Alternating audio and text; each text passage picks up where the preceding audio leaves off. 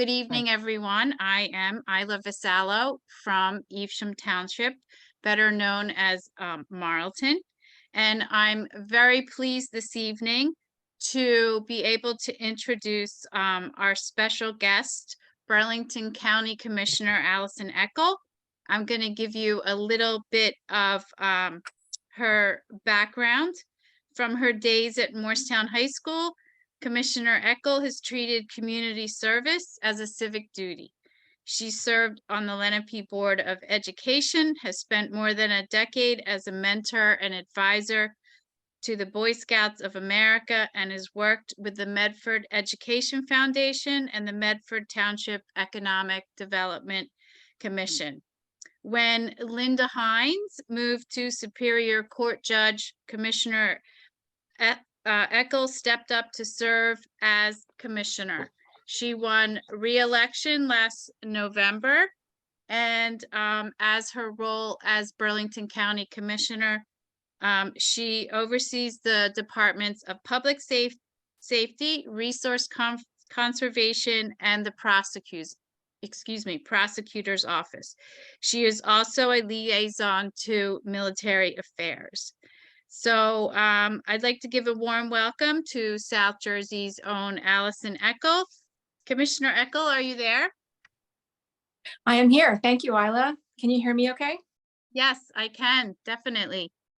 Just to start us off, can you talk a little bit about your priorities for Burlington County moving forward and how we as your constituents may be able to support and help you? Sure. Thank you so much for the opportunity. I really enjoyed listening to the senator's overview of all they've been able to accomplish legislatively at the state level as well. And I look forward to more updates from her going forward. I spent the better part of last year getting used to the county and learning all that I can about how it operates. As you said, I am assigned to resource conservation and parks, which it was my assignment last year, and it continues to be my assignment this year, which I'm really excited about. And there is a lot to learn in Burlington County about our park system and our resource conservation methodologies. And so now that I have another year to go, I have 2 more years beyond that. I'm looking forward to going beyond learning everything into, as you say, a vision for what we can do, more of that. But as a little bit of a background on what we do in Burlington County, as many of you know, we are the largest physical county in the state. We do go water to water. And so if anyone needs to travel from south to north or vice versa, you have to come through us, which we're really proud of.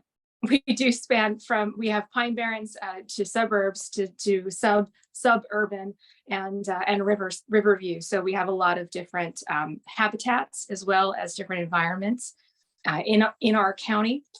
And we have a lot of different issues that they face. Some of you may be aware that now is the best time to scrape those spotter lanternfly eggs off of the trees and crush those little suckers so that they don't hatch. Of course, insects are important to the habitat. They are important for pollinators and all of that good stuff. But the spotted lanternfly, as I'm sure you all know, is an invasive species, and we do want to take care of that as soon as we can. Just as an aside, we do have a parks naturalist on staff, and we work with the naturalists to see how can we combat an invasive species like the spotted lanternfly. We don't want to introduce harmful chemicals into that system. So we've been working with the naturalist on how to do it, and scraping them is we think the best methodology to get rid of those eggs before they hatch, so that we're not damaging the ecosystem even more than the lanternfly would. So I've gone down a couple of rabbit holes there. I have a couple of statistics that you probably all know because you probably have different guests like me on before, but we have farmland preservation as part of resource conservation and parks. And we in Burlington County have more than 63,000 acres of farmland that has been preserved. That makes us #1 in the state of New Jersey for farmland preservation and #7 in the state.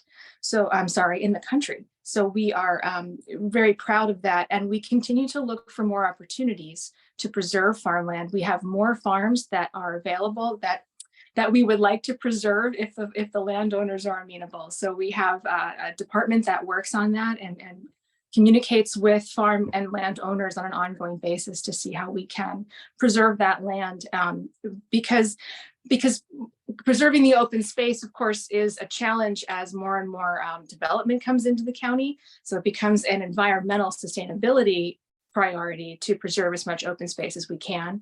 Flooding in Burlington County is an ongoing issue, and preserving the open space can help us in that area. And there are other issues with flooding as well.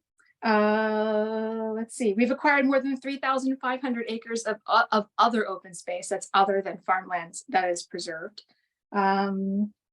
What else do I have for statistics for you? Oh, our park system. We're very proud of the park system in Burlington County.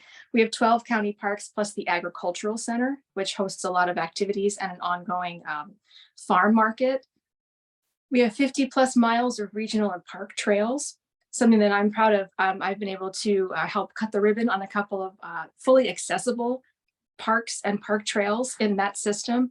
And that's something that we're keeping an eye on going forward, is how can we increase accessibility to our parkland so that not just the hikers, but people who have other modes of transportation, other modes of mobility, can get out and enjoy our environment as well. Because as you all know, enjoying our environment and getting out in the open space has positive health benefits, which has positive implications on our society as a whole. And part of that, last year, the county opened the first 4-mile segment of the planned Rancocas Greenway Trail, envisioned to someday travel the 30-mile length of the Rancocas Creek from the Delaware River to the Burlington Ocean County border. So that's something that previous commissioners have had their eye on, and I'm happy to take up that baton and run with it, is the vision of that integrated trail system that can link different municipalities so that people can get out and walk from one town to another, so that they don't necessarily have to drive and to go explore another town, to go to a new bakery, to a coffee shop, or whatever, that has positive economic development implications as well. We have, so some things going forward, we keep in mind something that many of you might know is the sites rating system. As we develop more parks, or we look at our parks and how we can improve them, we wouldn't necessarily maybe go for sites ratings, but we keep all of their checklists in mind when we go to see what we can do to improve parks. We are looking at, for example, Willingboro Lakes Park. We have a couple of phases to that, and we have our eyes on the sites checklist and the rating system for how we can keep environmental sustainability issues in mind while we are doing projects. And I have really enjoyed getting to know a lot of the professionals who work for the county and have worked for the county for a very long time, to know that they already have environmental sustainability issues, resource conservation issues, sort of thrifty, scrappy ways about them that they can go to keep an eye on these kinds of things while they are progressing the work of the county. So I thought I was going to have to do a heavy lift to convince them, just not that I knew them ahead of time, but just I thought, oh, government, they're going to keep one eye on their wallets, and that's really all that they're concerned with. But these folks are already all on board to make sure that we can preserve our resources as best we can. Of course, as the county with the lowest tax base, or tax rate, in the state, we do have an eye on our wallets as well. So we do need to keep our costs low for our residents. But we would like to continue an eye to see what we can do to bring some solar power into the county. I would love to see what we can do with EV chargers potentially in the county. There's a lot of issues with that, but we want to take a look at that. I think there might be some some federal money coming out of the federal government to take a look at what we can do on some of that renewable resources to enhance the county for our residents. I've gone off a couple different tangents. Isla, did I answer your question?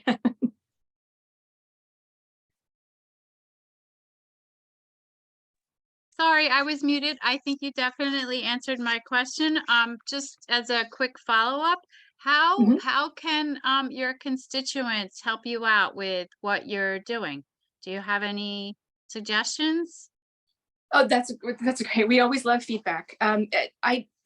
I was able to attend at some point last year was the Sustainable Jersey conference in North Jersey, and I went up there to learn, to see what we could do on the county level. I know a lot of that programming was focused to the municipal level and school districts, but I wanted to know how can I as a county representative get involved in those issues, and I saw, I think, an opportunity for the county to get involved with our municipal green teams potentially, or with municipalities, even if they don't have a green team, to say, how can we coordinate on some of the issues that you're all facing? Maybe we have access to data that might be helpful to those municipalities or those organizations.